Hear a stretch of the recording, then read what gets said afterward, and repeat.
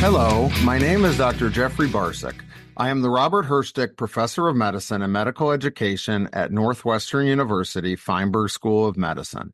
I currently serve as the Executive Medical Director of Northwestern Simulation. I would like to welcome you back to another podcast in our series on simulation and healthcare education.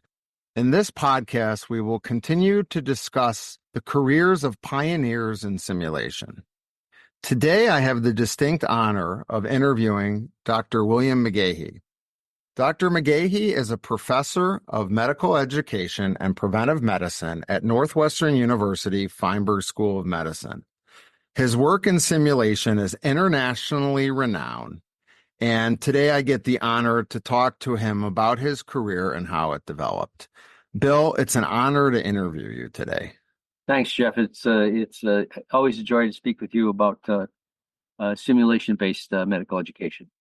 Our listeners know that we always talk about background in simulation, and I kind of want to archive your long path in simulation and how it eventually ended in really being the founder of simulation-based mastery learning. So if you can start with your background and your, as you say, humble beginnings. All right, thanks, Jeff. I guess you could say that I got my start in the area of simulation-based education when I was a college student, and I took my a basic course in statistics. And that course, prior to simulation, was taught using what in those days was called the personalized system of instruction, sometimes called the Keller method, which basically embraced mastery learning principles. A course taught by a gentleman named Professor Jack Michael. A 16-week course was broken down into 16 consecutive units. All 30 students in the class, myself among them, were expected to master each unit in sequence, whereby we took pre-tests, we engaged in problem sets, discussions among ourselves with the professor and other things, and then took a mastery test every Tuesday. And if you pass that unit test, great, see you next week. Come back and we'll continue with the next unit in sequence. If not, there are opportunities to retake the test on Friday late in the afternoon, which for college students was not a bargain. And finally, the doomsday contingency on Sunday mornings, which never had to be exercised. But the bottom line is that in that course, all 30 students mastered all 16 units to a very, very high standard of performance without exception. And all of the students in that class in the late 1960s, it turns out, not only mastered the material, but they really felt great about themselves because we all knew that we had nailed the material and really become proficient in these basic principles. And that experience taught me a very valuable lesson about why is it not the case that more college courses, maybe all, and certainly courses in, as I learned later in the professions, why aren't they all taught according to a mastery model where the expectation is excellence for everyone? It's not assumed that a number of people will fail, and that with bright, hardworking, motivated learners with good teaching and great instructional principles, everyone can be successful. That early experience led me to other experiences in graduate school at Northwestern, and later in other places. It led me to believe that the mastery model made a lot of sense, and it's a direction that we ought to be moving in. That said, my early experience in the late 60s in college led me to graduate school in psychology and education at Northwestern in the 70s. I finished my PhD in what would today be called the learning sciences. Did a postdoc year at Northwestern, and then began my academic career at the University of Illinois Medical Center in Chicago, working in those days what was called the Center for Educational Development, is today the Department of Medical Education at the University of Illinois, where I worked with chiefly with George Miller and a few other people, Abdul Sajid among them. Following that period at University of Illinois, early 1979, I moved my family to Chapel Hill, North Carolina, where for about 12, 13 years, I was on the faculty at the UNC Chapel Hill. I was recruited there by Merrill Flair, for whom there's now a national award for humanity in medical education. I worked at the University of North Carolina, Chapel Hill with Merrill, who sadly died very young, also with Frank Stritter, Chuck Friedman, and a great crew. basically through the decade of the 1980s. And then the opportunity came to return to Chicago, return to my origins at Northwestern. And I joined the Northwestern medical faculty in 1992. And with a brief foray at Loyola a few years ago, I've been in Northwestern for over 30 years now. As a faculty member, as a professor in medical education and preventive medicine, and it's been a great run. So you mentioned you work with George Miller when you were at University of Illinois. Can you tell me about that? Because he's well known for the Miller Pyramid. Right. George was an internist, was an early pioneer in the contemporary medical education movement. Got his start at the University of Buffalo with a number of people, and then came to Illinois in the mid-1970s and established the Center for Educational Development at the University of Illinois, and was a real pioneer. George was in medical education as we now know it. George worked very closely with Christine McGuire, a number of other people, and I joined that group as a young faculty member in the mid-1970s with George as director, and he also served as one of many of my career mentors in those days. So I was very young, and George gave me opportunities both to teach and engage in scholarship that were really important, both for me and hopefully for other people as well. You talk a lot about your experience as an undergrad when you took that statistics course and how the fact that it was a mastery learning model shaped you. Did you realize it at the time that they were using the mastery model? And if so, can you tell how it affected your later work in graduate school and beyond? It was important because it was so different from the way most of the college courses were run. It was managed by a professor named Jack Michael. At that time, Fred Keller, who pioneered what's called the Keller method of instruction, which basically is the same as mastery learning, was president at the time. And Fred was an old timer in those days. And we learned at his side about how different this approach was from the usual approach to college teaching, and how exciting it was, both for the professors and the learners, to realize that everyone could achieve at a very, very high level without exception, so long as they were bright and hardworking and motivated and wanted to be successful. So it's a combination of highly motivated students, teachers who are concerned about the achievement of excellence for all, and just a combination of events that came together at a very special moment that laid a foundation that has seen me through for many, many years, both in terms of the technology of teaching as well as the philosophy that underlies. Bill, I believe that it was 1978 that you wrote your first article and really described competency-based education and mastery learning. I worked very closely with George Miller in the preparation of a small book, a monograph, about competency-based education, published by the World Health Organization. That little monograph had a major chapter about mastery learning as a foundation for competency-based education. We believe that little volume was a seminal piece of work that set the foundation for the competency-based medical education movement in medical education in the United States and worldwide. And a big piece of that is the idea of mastery learning that assumes excellence for all and time variable in terms of study and achievement.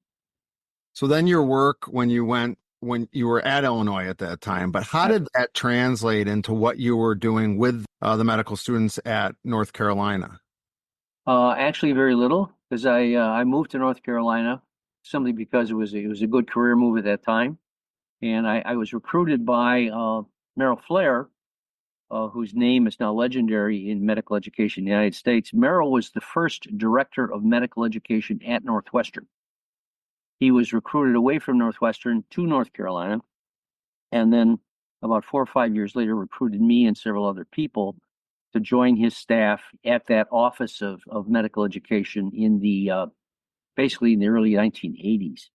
And in those days, working in medical education at that institution, it was more a matter of getting by on a day-to-day basis and contributing in any way we could to chiefly the undergraduate, later the graduate medical education curriculum, and there's very little room for innovation or work using the mastery model. In terms of my career, that work lay dormant pretty much throughout the 80s when I was at North Carolina, and was revived after I returned to Northwestern in the 1990s. Okay, so now we're in the 1990s. Let's start talking about how your mastery learning work was revived in the 90s at Northwestern. When I returned to Northwestern, we did some work chiefly in the undergraduate realm, and then later in the early 2000s, I established a link with Dr. Diane Wayne, who at that time was the director of the internal medicine residency program at Northwestern. And she and I had a number of conversations about resident education and how it was important for residents to master really fundamental clinical skills that were important for success as a young clinician, as well as their career advancement. And we very quickly we moved to the area of advanced cardiac life support, because it represented a skill set that it was expected for all internal medicine residents in those days to acquire to a very, very high level. And Diane observed, or was told by nurses in particular on the hospital floors, that residents who were responding to codes in those days were not as effective as they needed to be. So it was a combination of observation by nurses, working with Diane, and she was a very motivated young internist and internal medicine residency program director at that time. And the two of us decided to formulate a curriculum to educate residents to respond to codes, that is, advanced cardiac life support skills that went beyond the traditional American Heart Association provider courses that were prevalent in those days. At that time, residents and others, many other health professionals, would attend a weekend, maybe a provider course where they would practice, they listen to lectures and practice a little bit. There was no rigorous assessment, and basically given a blue ribbon attesting to the fact that they were judged to be competent to respond to codes, when in many cases the training was really insufficient. Working closely with Diane and with a respiratory therapist named Viva Sadal, we created a ACLS curriculum that in those days was simulation-based, not yet mastery learning, where we educated all internal residents to a high standard of performance in an 8-hour curriculum. So we built the curriculum and we tested it out in a very early study using a randomized trial with a waitlist control condition that was extremely successful, and it was later published. That was basically our seminal piece in simulation-based education with deliberate practice at Northwestern. And not only was the training protocol successful from a skill acquisition standpoint, but it turns out that the residents who participated really enjoyed the experience. And we had a great teacher who's a non-physician, as I mentioned, Viva Sadal, a respiratory therapist who is a tremendous simulation-based educator. And it was the combination of Viva Sadal and Diane and myself and a number of other people who made that early ACLS simulation-based experience so successful. Given that as a foundation, we posed the question, well, why should we not turn the ACLS program into a mastery learning protocol, which was the next step that we did. So we took that foundational curriculum that was created by Dr. Wayne, Viva Sadal, myself, and others, and we turned it into a mastery learning enterprise, whereby all learners were expected to achieve all the learning objectives to a very, very high standard without exception.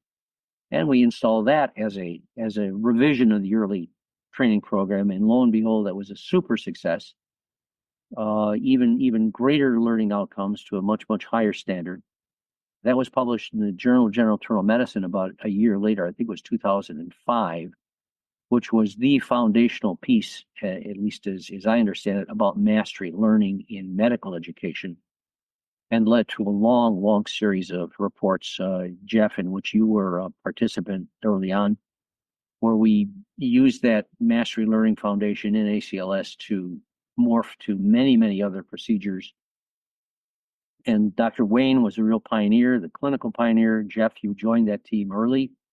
There were a number of other clinicians who joined the team some as a consequence of having experienced the mastery learning curriculum in ACLS, and later became parts of our team where we advanced the mastery technology to many other procedures in internal medicine and other fields.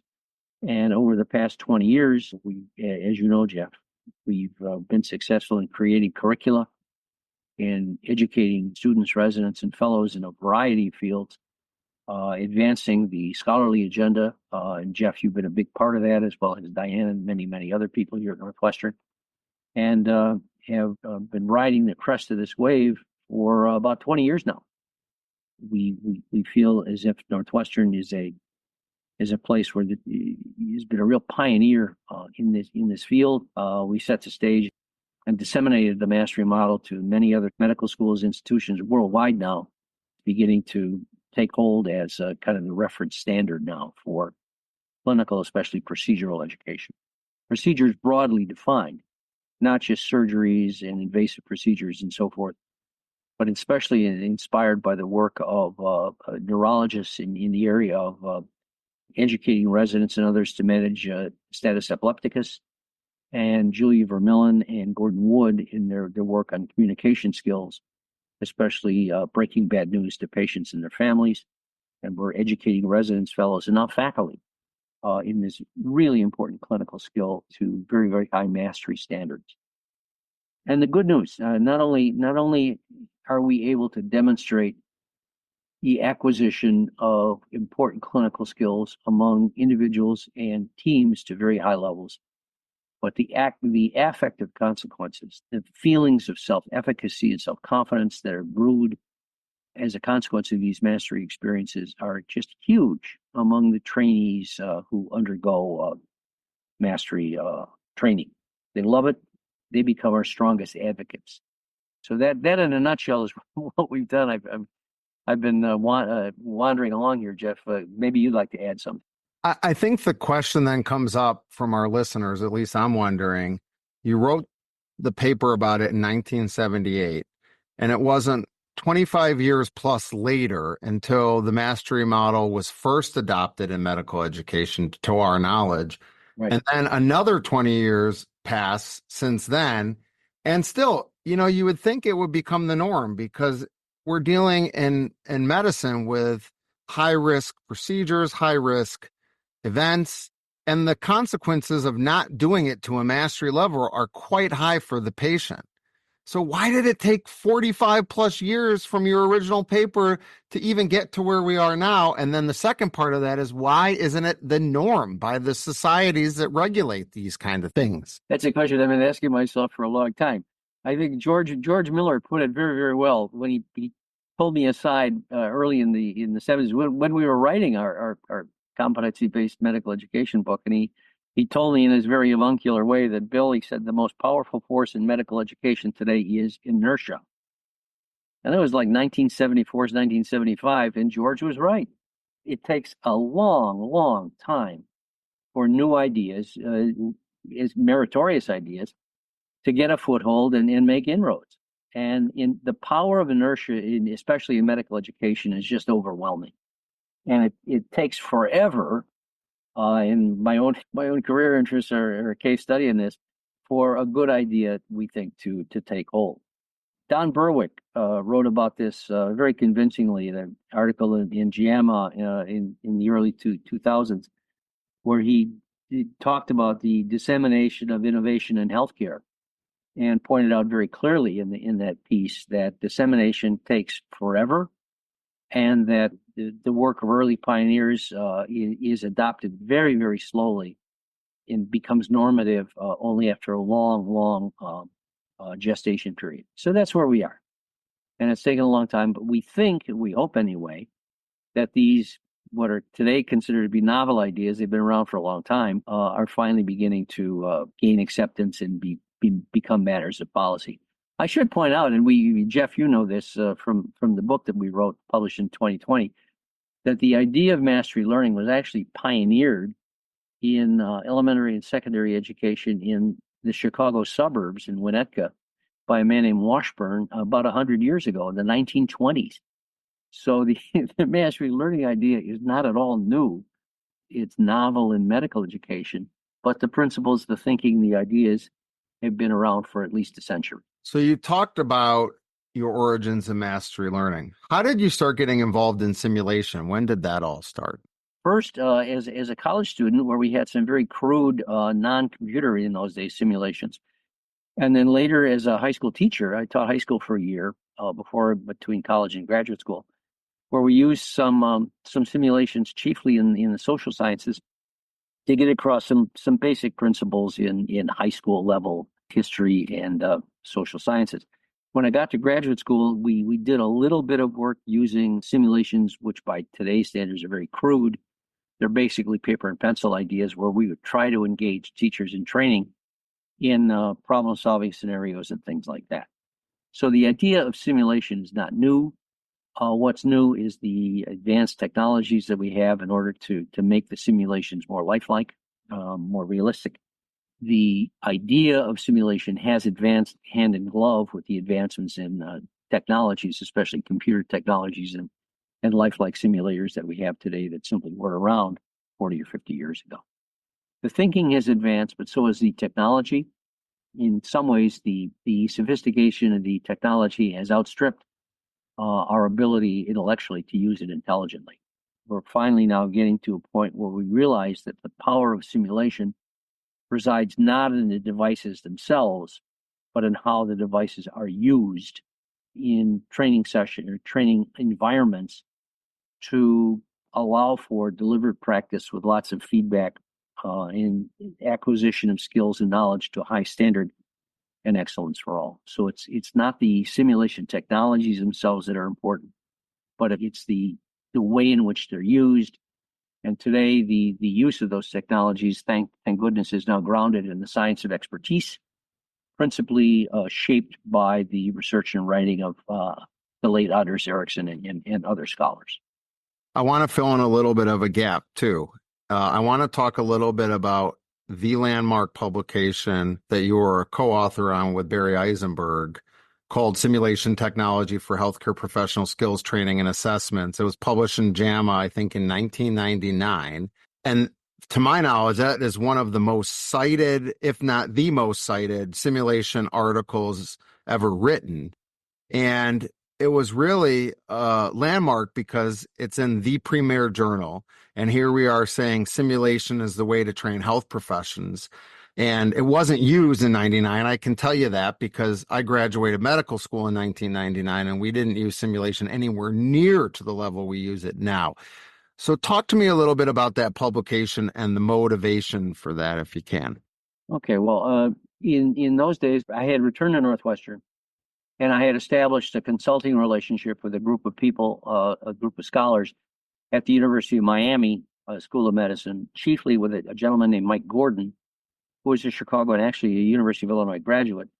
And Mike established a center for simulation in medical education at Miami.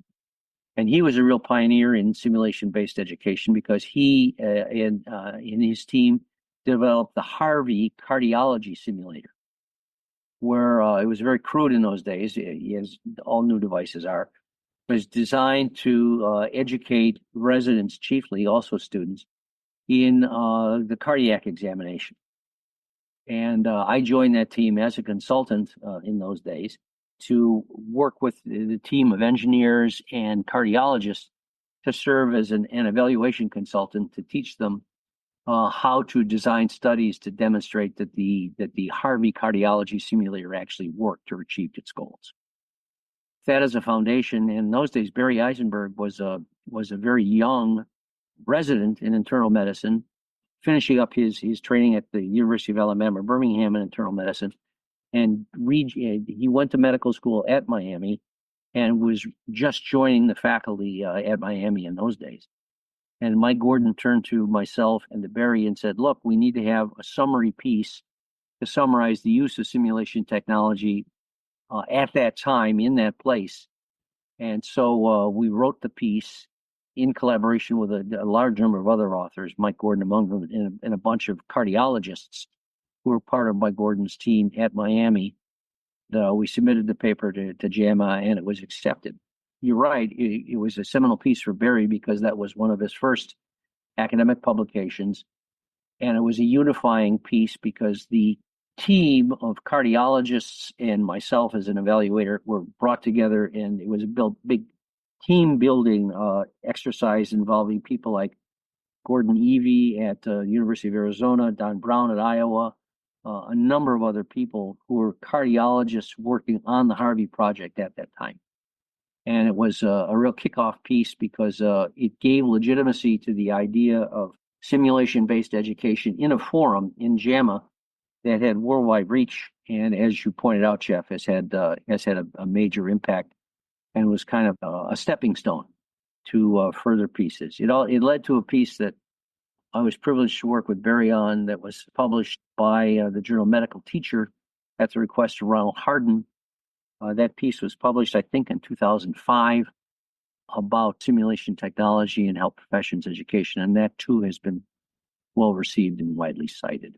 It's a matter of working with the right team of people who are really highly motivated, ambitious, who are passionate about their work, who care a lot about boosting the skill sets of medical people, and using technology in an intelligent and informed way to advance that, and to share their ideas with audiences both in the United States and worldwide. It's so important, Jeff, to point out that this idea of teamwork is so critical. No one works alone anymore, and we need to continually establish teams of people who have very diverse skill sets, not just clinicians, but people with skills in the learning sciences, in data analysis and statistics, in advanced computing technologies. You get the picture. Hardworking, ambitious, diverse teams are the most effective, most productive source of advancements in the medical education environment that we know. We at Northwestern are blessed, and we've done a lot of really important work. Can't emphasize enough the importance of team-based teaching, assessment, and scholarship. And scholarship is important because you can't have advancements and hide them under a bushel. It's so important to share your results and hopefully inspire other people, and to get a bandwagon rolling. And to your point earlier about how slow it is, how difficult it is to make advancements in this field, to introduce new instructional educational technologies. If you recall, in the preface to our book about mastery learning and health professions education, the first statement we make in the preface to our book, and let me quote here, is that it reads, "Innovators in health professions education are the only persons who are asked to present evidence about the value of new educational approaches. Defenders of the educational status quo are never expected to present data to support business as usual." So it's only the innovator. It's only the innovator who's actually, show me the data that your new approach works in comparison with what we've been doing for the last 100 years. No one is ever asked for data to endorse or support the maintenance of the status quo. And that's just one source of the inertia that we face every day. The inertia also says that we're not going to believe your data no matter how compelling it is, right? That's right. And even if you present the data having to do with cost effectiveness and other things, it takes forever to change the way in which especially clinical education is conducted. And the power of tradition is everywhere, and it's going to take a long time to surpass, certainly beyond my lifetime, maybe yours too, who knows. Well, I mean, I know the history of our path and looking at competency-based education and clinical outcomes. And we've seen that initially we did pre-post study, and that wasn't good enough. And then we do the randomized controlled trials, and then they say, well, that's not good enough because it's not multi-center. You can't replicate it. And then we replicate it at another institution, and they say, well, you got to do it at multiple institutions at the same time. So it's an argument that the naysayers are always going to find a way to be naysayers, and you're right. Inertia is very powerful. It's easy to stay in the status quo, and it's hard to make change. It's also important for folks like you and me to realize that no one is going to change their teaching behavior, the way in which they go about teaching students or residents on an everyday basis, because they read a journal article or because they read a review paper. mean, that's not the source of why people change. They'll change their instruction as a consequence of a personal experience or the word of mouth from their close friends, things like that. And it takes a very personal kind of engagement and learning for folks to really get the light and get the message. That's why, as a little bit of a plug for our Mastery Learning course here at Northwestern, that course and the about 200 people who have taken it so far has been a chief source of the dissemination of this idea far beyond anything that we've written or published. Personal experience of folks who come and experience the training themselves, who get the feel for what it's like, the excitement of learning to very high standards of achievement, and being able to design curricula for other people based on those principles. That's what really matters. So we can write lots of papers, and that's a good thing to do. I'm not going to denigrate that. But it's simply the personal experience that really, really counts in terms of disseminating these technologies, these ideas. Bill, you've had a long career and you've affected a lot of people's lives and made them better. You're obviously a mentor to me and helped me along my pathway to become promoted and be successful in my career. When you look back, what are you most proud of? Oh, my goodness. I think folks like yourself, my proteges, the people I've been privileged to work with and share these thoughts, share these passions with. And you and I have had this conversation before, Jeff, is that as you advance in a career, you define your success less by your own achievements than by the achievements of your proteges. And it's folks like yourself and the many, many, many other scores of people that I've been privileged to work with over the years, and your success in advancing these ideas and writing and publishing and building curricula and whatnot that will really make the difference downstream. So it's less about what I do than what people like yourself do, and how you can, down the road, continue to advance these ideas and hopefully begin to overcome the power of inertia that we face every day. That's what counts. Awesome answer. And now I know that you must be joking when you tell everyone you're my parole officer. That's true. Well, Bill, as always, it's great to talk to you. I learned a bit about your early beginnings, and it's always good to hear the history of how some of this started. Well, thanks, Jeff. I mean, it's always great to have a forum and an opportunity to share my experience with the next generation, and hopefully it'll, like I said, serve as a foundation for other people, a point of departure that they can use to advance these ideas and make healthcare education much better for the next generation. That's always our goal. Thank you for listening today. In future podcasts, we will continue to discuss key aspects of simulation healthcare education with experts in the field. Bye for now.